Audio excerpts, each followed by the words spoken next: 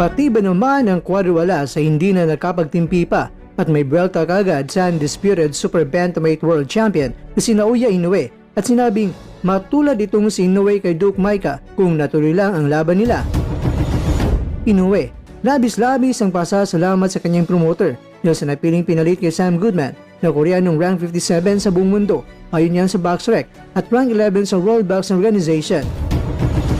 Kim Yi-jun, may delikadong banta kaagad kay Inoue. Inilista na kaagad ni Kim si Inoue sa bilang ng mga Hapon na kanyang tinalo. Ito po galing mga kwento ang balitang ibabagi ko sa inyo. Kaya tara, kwentuhan na!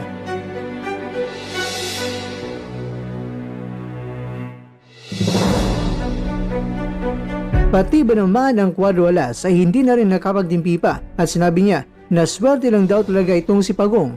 Pagong kasi ang tawag ni Casimero kay Inoue. Swerte lang daw kasi dahil naging number 1 itong si Inoue na walang kahirap